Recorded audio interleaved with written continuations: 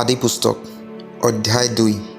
এইদৰে আকাশমণ্ডল পৃথিৱী আৰু সেই উভয়ত থকা সকলো পদাৰ্থ নিৰ্মাণ কৰি অতোৱা হ'ল। সপ্তম দিনা ঈশ্বৰে নিজে কৰা কাৰ্য কৰি অতাই নিজে কৰা সকলো কাৰ্যৰ পৰা সপ্তম দিনা বিশ্ৰাম কৰিলে।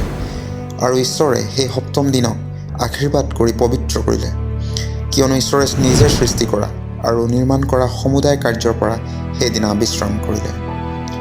আকাশমণ্ডল আৰু পৃথিৱী সৃষ্টি কৰা কালৰ ঈশ্বৰ জিহুৱাই পৃথিৱী আৰু আকাশমণ্ডল নিৰ্মাণ কৰা দিনৰ সেই উভয়ৰ বিৱৰণ এই। তেতিয়াও পৃথিৱীত কোনো পথাৰত একো গছ তৃণ আদি উৎপন্ন হোৱা নাছিল, আৰু পথাৰত কোনো শস্যাদিৰ গছো গজা নাছিল, কিয়নো তেতিয়াও ঈশ্বৰ জিহুৱাই পৃথিৱীত বৰষুণ বৰষুৱা নাছিল, আৰু মাটি চহাবলৈ মানুহো নাছিল। পাছে পৃথিৱীৰ পৰা কুঁৱলী উঠি গোটেইখন ভূমি ভিজালে, আৰু ঈশ্বৰ জিহুৱাই মাটিৰ ধূলিৰে মানুহ নিৰ্মাণ কৰি তাৰ নাকত ফু দি প্ৰাণবায়ু সুমুৱাই দিলে, তাতে মানুহ জীয়া প্ৰাণী হ'ল।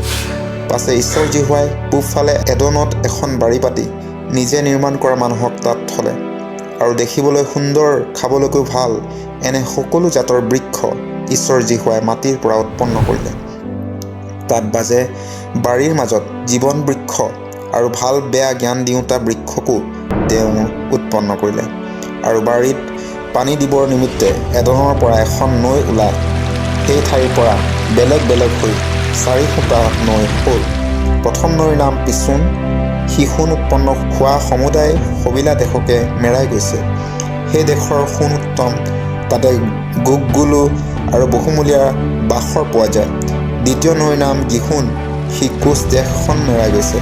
তৃতীয় নৈৰ নাম হিদ্দেকল, সি অচুৰ দেশৰ সন্মুখেদি বৈ গৈছে। চতুৰ্থ নদীৰ নাম ফৰাত। পাছে ঈশ্বৰ জিহুৱাই মানুহক নি এডনত থকা বাৰীৰ বন কৰিবলৈ আৰু তাক ৰাখিবলৈকো তাত থলে। আৰু ঈশ্বৰ জিহুৱাই মানুহক এই আজ্ঞা দিলে, বোলে তুমি বাৰীৰ সকলো বৃক্ষৰ ফল স্বচ্ছন্দে খাব পাৰা, কিন্তু ভাল বেয়া জ্ঞান দিওঁতা বৃক্ষৰ ফল হ'লে নেখাবা, কিয়নো যিদিনা তাক খাবা সেইদিনাই তুমি অৱশ্যে মৰিবা। পাছে ঈশ্বৰ জিহুৱাই ক'লে, মানুহ অকলে থকা ভাল নহয়, মই তাৰ নিমিত্তে তাৰ এক উপযুক্ত সহকাৰী নিৰ্মাণ কৰিম। ঈশ্বৰ জিহুৱাই সমুদায় বনৰীয়া জন্তু আৰু আকাশৰ আটাইবোৰ চৰাই হাতেৰে নিৰ্মাণ কৰিলে। পাছে মানুহে সেইবোৰৰ কি কি নাম থব তাক চাবলৈ তেওঁ সেইবোৰক মানুহৰ ওচৰলৈ আনিলে। তেতিয়া মানুহে সকলো জীৱ জন্তুৰ যাৰ যি নাম দিলে সেয়ে তাৰ নাম হ'ল। এইদৰে মানুহে সকলো ঘৰচীয়া পশু, আকাশৰ চৰাই, বনৰীয়া জন্তু এই সকলোবোৰৰে নাম দিলে, কিন্তু মানুহৰ নিমিত্তে তেওঁৰ উপযুক্ত সহকাৰী পোৱা নগ'ল। পাছে ঈশ্বৰ জিহুৱাই মানুহৰ ঘোৰ টোপনি অনাত তেওঁ টোপনি গ'ল, আৰু তেওঁ তাৰ এডাল কামিহাড় উলিয়াই সেই ঠাই মঙহেৰে পোৰালে।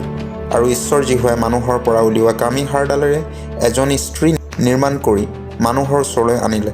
তেতিয়া মানুহে ক'লে, এতিয়া হ'লে এওঁ মোৰ হাড়ৰো হাড়, মোৰ মঙহৰো মঙহ, এওঁক নাৰী বুলি মতা হ'ব, কিয়নো এওঁক নৰৰ পৰা লোৱা হৈছে। এতেকে মানুহে নিজ পিতৃ মাতৃক ত্যাগ কৰি নিজ তিৰোতাত আসক্ত হ'ব, আৰু সিবিলাক দুয়ো এক দেহ হ'ব। সেই সময়ত মানুহজন আৰু তেওঁৰ তিৰোতা দুয়ো বিবস্ত্ৰ আছিল, কিন্তু তাক লাজ বুলি নেজানিছিল।